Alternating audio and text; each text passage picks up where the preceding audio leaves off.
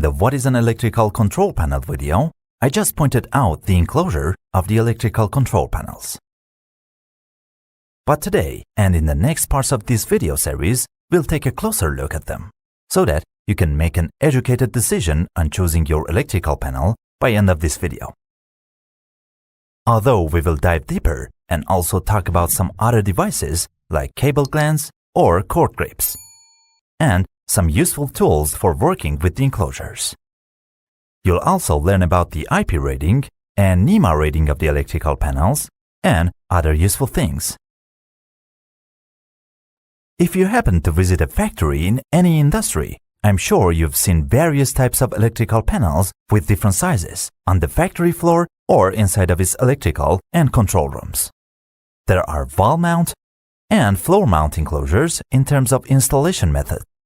Sometimes when the designer is searching for the best place with the most accessibility for installing the remote I/O panels around the factory, he or she might find it difficult to use the panels with the floor mount or standalone cabinets.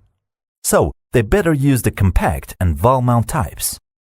I'll explain about remote I/O and expansion I/O panels in a future video.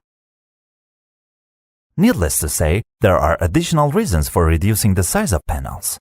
For instance, the larger the enclosure, the more metal is used on making that. The end result would be a higher cost. Inside of the control or electrical room, it is most likely that you only see floor-mounted cabinets. If you have ever noticed, in some electrical rooms, the cables are coming from the top side. In some others, the cables are laid on the bottom. You should examine the cable entry of the floor-mounted cabinets in the design phase of the project. Should they be top entry or bottom entry? It actually depends on the architecture of the room. If there are cable trenches, cable tunnels, or raised floors in our project, then we can pull the cables through the floor. In this picture, you see the power cables are entering into the switchgears from the bottom. Yet, if there would be a concrete surface beneath the panels, then there is no way except to choose the top entry enclosures. Pull the cables from the cable trays hanging from the ceiling of the room and bring them inside via the gland plate on the roof of the cabinet. What is a gland plate? A gland plate is a detachable metal sheet on top or on the bottom of the panel that is a part of the enclosure.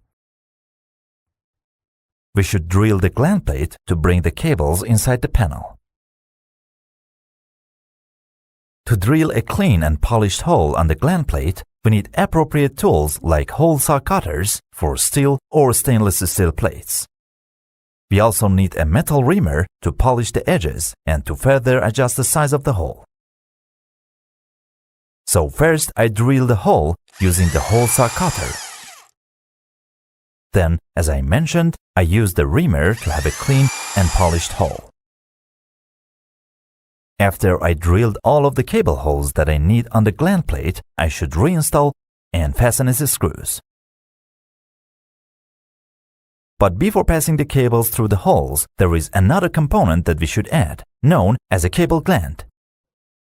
A cable gland, which is also called cord grip or cable fitting, is a piece of plastic, stainless steel, or even aluminum part with the standard sizes to provide proper cable connection to a device.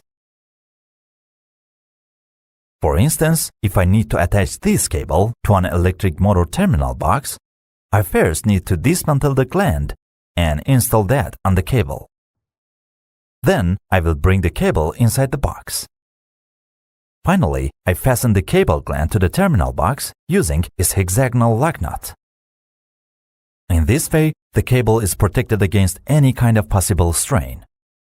Moreover, it seals the motor terminal box and prevents entry of water or any kind of liquid into that. There would be the same procedure as the motor terminal box for the electrical panels. This time, after I install the gland on the cable, I will pass it through its specific hole on the gland plate. I adjust the length of the cable that I need within the electrical panel and then fix the gland on the gland plate. Here you can see some cases of installed glands on the gland plates on top or on the bottom of the panels. As you see, the cable glands are applicable for all kinds of the cables like power or instrumentation. To state the obvious, the size of the holes we should drill on the gland plate depends only on the size of the cables we're going to bring into the panel.